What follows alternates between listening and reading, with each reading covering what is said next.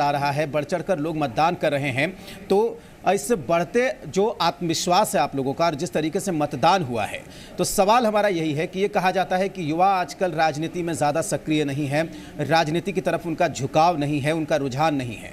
तो जब आप घूम रही थी पूरे बांका में, जगह जगह, गांव-गांव, शहर-शहर में जब आप घूम रही थी, तो आपको क्या लग रहा था कि युवा कितने जागरूक हैं, कितने राजनीति में जुड़ना चाहते हैं और किस तरीके से वो देखते हैं आज की पॉलिटिक्स को? जी, बांका में तो यूथ में काफ़ी जोश था, पॉलिटिक्स में काफ़ी दिलचस्पी थी, काफ़ी रुझान था जैसे आपने कहा। और हमारे पास जैसे अधिकतर मेरे पास बहुत से युवा वर्ग के लोग आए, सभी कास्ट एंड सब कास्ट से, और जुड़ने की बात की। तो मैं मानती हूँ कि बांका का यूथ बहुत जागरूक है। बिल्कुल। श्रेयसी, आप खिलाड़ी हैं और ये माना जाता है कि जो खिलाड़ी की दिनचर्या होती है, जो रूटीन होता है, वो कठिन होता है। आपको अपने सेहत का ख्याल रखना पड़ता है, सुबह उठ के प्रैक्टिस पे जाना पड़ता है, तमाम तरह की जो खेल के लिए, गेम सुधारने के लिए जो कुछ भी करना चाहिए सब करना पड़ता है। लेकिन आपको क्या लगता है कि राजनीति जो है ये क्या कम कठिन है क्या खेल से? कैसा अनुभव रहा आपका, दोनों की अगर तुलना करें तो? नहीं, दोनों अपनी अपनी जगह पे इक्वली डिफ़िकल्ट है। हाँ, मेरे पास एक फैक्टर ज़रूर था, मैं फ़िज़िकली उतनी टायर्ड नहीं होती थी जब हम क्षेत्र में दौरा के लिए निकलते थे। तो I think physical fitness as a sports person is an added advantage for a star campaigner. बिल्कुल।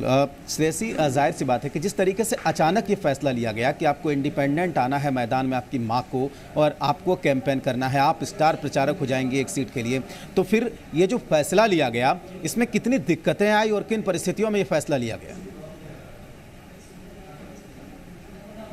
जी, परिस्थिति हमारे सामने आ गई थी जब 17 तारीख को हमें पता चला कि बांका की सीट जेडीयू के पास चली गई है और हमारी माँ उस वक्त बिहार की उपाध्यक्ष थी बीजेपी की जी। तो परिस्थिति कुछ ऐसी बनी और एनडीए के प्रति मतलब एनडीए की टिकट हमें नहीं मिल रही थी। तो 19 तारीख को हमने ये डिसीजन लिया कि हम इंडिपेंडेंट कंटेस्ट करेंगे। जहाँ तक मेरे कैंपेन करने की बात थी, मैंने हमेशा से माना था कि मैं इस बार अपनी मदर के लिए कैंपेन करूँगी, थोड़ा एक्टिवली कैंपेन करूँगी। तो जो शूटिंग से एक टाइम ऑफ लेने की बात थी वो मैंने पहले से अपने कोच और फेडरेशन के साथ डिस्कस किया हुआ था और वो छुट्टी का निर्धारित टाइम मैंने लिया हुआ था, तो वही टाइम मैंने यहाँ पे इस्तेमाल किया। हाँ, जहाँ पे मैं शायद 8 घंटे काम करके कैंपेन करती थी, वहाँ पे इस बार एज एन इंडिपेंडेंट कैंडिडेट मुझे शायद 12 घंटे काम करने पड़े थे। फ़र्क सिर्फ इतना था। तो ये क्या माना जाए, पॉलिटिक्स में ये अचानक एंट्री हुई आपकी या आपने सोच रखा था कि जो ओलंपिक में निशाना लगाने के बाद मैं राजनीति ही करूँगी, ये सोचा हुआ था?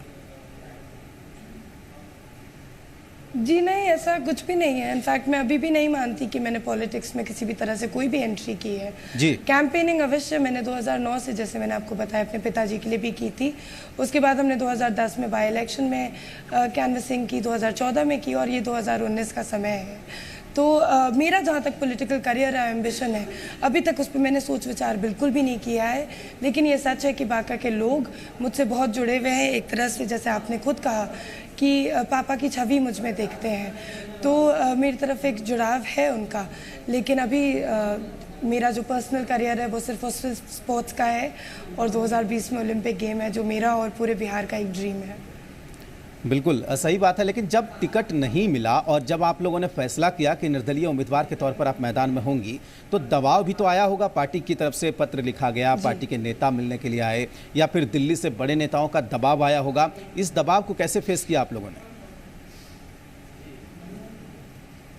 जी देखिए, बहुत लोगों ने समझाने की कोशिश की, बोला हमें कि नॉमिनेशन वापस ले लेना चाहिए, एक तरह से समझाने की ही कोशिश की। दबाव तो मैं बहुत नेगेटिव वर्ड हो जाता है, लेकिन जैसे मैंने कहा, जब हमने अनाउंस करने का फ़ैसला किया 19 तारीख को और 26 और 25 तारीख को हमने नॉमिनेशन फाइल किया, इसमें लगभग 1 हफ्ते का समय था हमारे पास।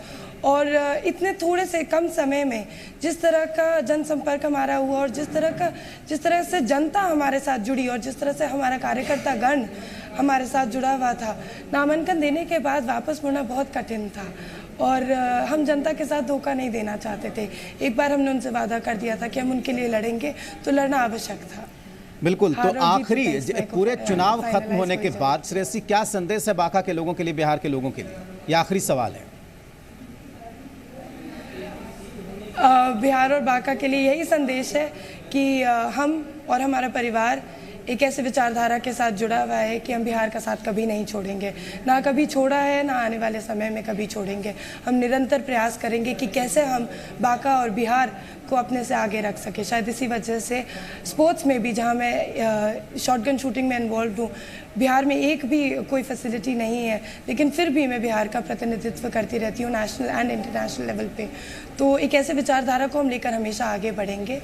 और क्योंकि मैंने कहा जनता हमारे साथ है, यहाँ के लोगों से एक प्रेम का संबंध है, एक पारिवारिक संबंध है, वो संबंध तोड़ना मुमकिन नहीं है। बिल्कुल, बहुत शुक्रिया श्रेयसी हमारे साथ जुड़ने के लिए, हमसे बातचीत करने के लिए, पूरी बेबाकी के साथ